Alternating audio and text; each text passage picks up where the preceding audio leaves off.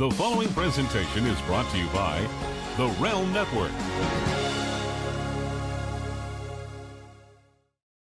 This is Vince Russo's The Brand.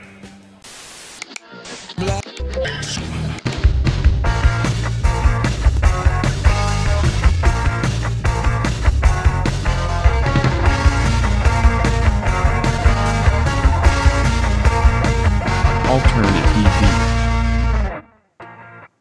What is up, everybody? Welcome to another edition of AlternaTV. I am your host, Brandon Stransky, here for Vince Russo's The Brand. I just want to apologize for this little late, for not having a show up last week and kind of having some crazy stuff going on at home and with work, and as well as other projects. But I do want to apologize to Vince and Jeff and the viewers for not having a show ready last week. Again, you know, there's really no excuse for it. I do apologize. Hopefully we can get things going back on a more consistent schedule here. Just, you know, hoping as long as things kind of stay, you know, relatively normal at home and with work. The main topic I want to discuss today is a theory I've been working on and trying to develop, and that theory is that I'm starting to believe that wrestling kind of falls on a spectrum. Basically, meaning what that is you know, the spectrum, of course, is, you know, two-sided. You know, you have on one side. And again, this is just 100% purely my theory, you know, nothing really concrete, just, you know, what I've been kind of rattling on in my head, something I've been trying to put together, is the theory goes, on one side you have, when it comes to wrestling, on one side of the spectrum you have where it's, you know, storyline heavy, story driven, character angle driven, where it's nothing but, you know, skits, stories, and character development. Basically, it's a pure TV show as opposed to a wrestling show. And then on the other side of the spectrum, you have where it's just, you know, purely matches and promos. Everything is about the matches. I mean, there's no story, no creative, just guy, you know, wrestler 1, wrestler 2 goes out and wrestles. And that's basically what the show is based around. It's just, you know, the scripted fights, without any kind of character or story development. And I've been when I went back and watched a lot of the, you know, the old Raws and the old Nitros during the Monday Night Wars, that's kind of where the theory started to develop a little bit. Was I noticed, like, you know, during the Monday Night Wars, Raw was, you know, closer towards the storyline character heavy end of the spectrum, whereas, you know, with WCW is a little bit further down the other end. Now, the stories were there, the angles and the character development was there, but it was definitely more, you know, wrestling heavy than the WWE was at the time.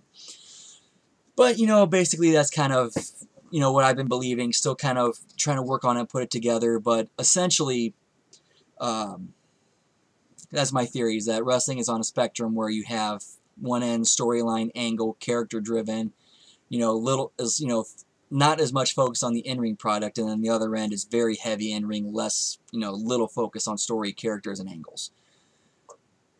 And speaking of that, you know, kind of moving up and down the spectrum, I've been noticing past few weeks, Raw has been kind of creeping back the other direction from, you know, the story, or sorry, creeping, you know, slowly starting to creep towards, you know, that direction. Granted, it's still not great. It's still got a long way to go, but the fact that they're at least starting to take baby steps in that direction, I think is a very good thing. Something they definitely need to be doing, because the wrestling, you know, business in general has been kind of shifted off towards the part of the spectrum where it's, of course, very wrestling and promo heavy, where all it is just, you know, the matches and the promos about the matches. Now, the quality of these steps in that other direction, definitely up for debate, but I will give them credit for at least trying out new things. In my opinion, what they're doing at the Cruiserweight division, I think they are definitely heading in the right direction with that, as far as how it's featured on Raw.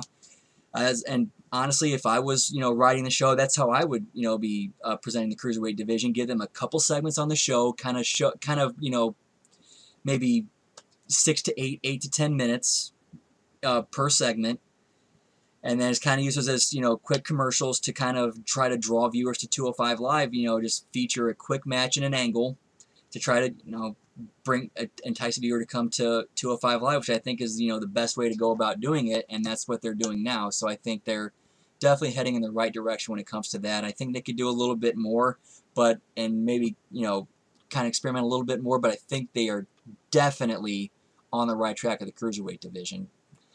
Just one second.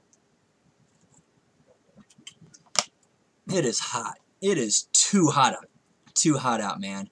This early in June, it is ridiculous here in the Midwest. And as you've probably seen, I got a new column up called Biting the Bullet, where I do a bullet point review of Monday Night Raw.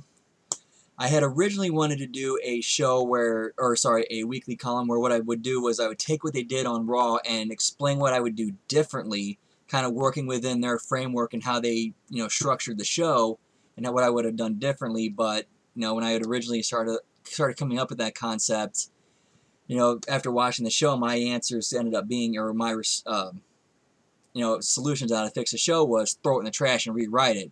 Doesn't really make for, you know, an entertaining or in-depth column, something worth really reading.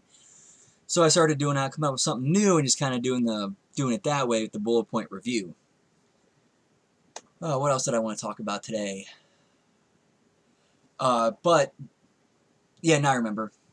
The Repairing Raw, I'm actually going to start doing as a I'm going to start doing it as a segment on this show starting next week.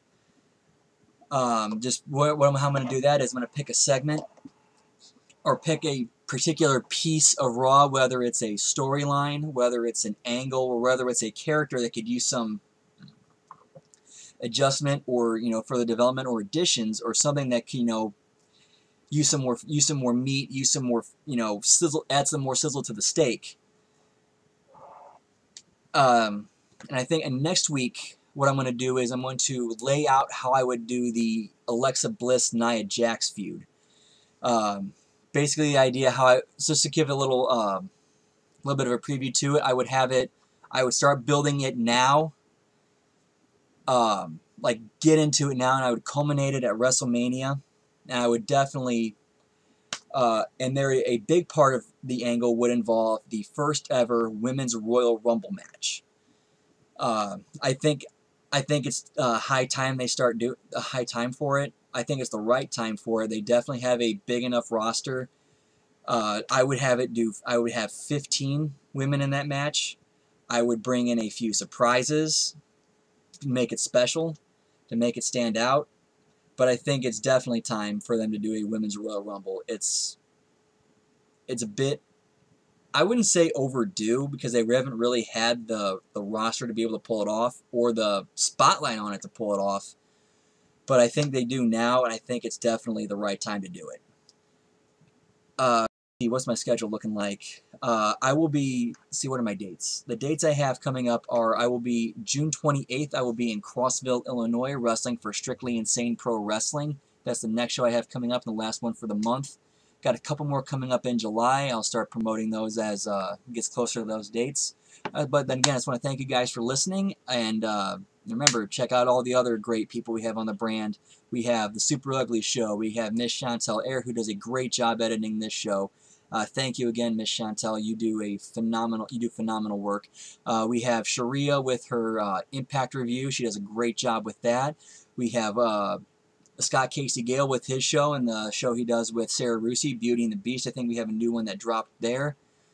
And again, just, you know, check out all the wonderful, wonderful content we have on the brand. And again, thanks for listening, and I'll see you guys next week. Have a good one.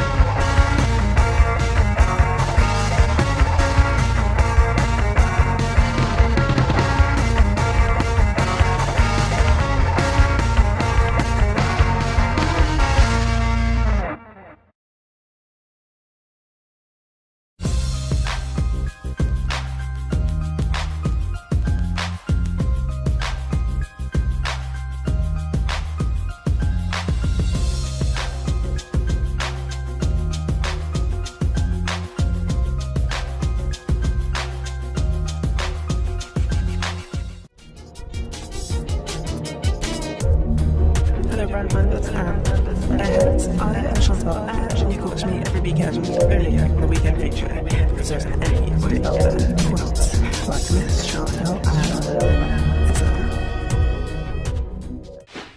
What's up, everyone? This is Sharia. You can catch my Impact Wrestling reviews every week on the brand, and you don't want to miss them.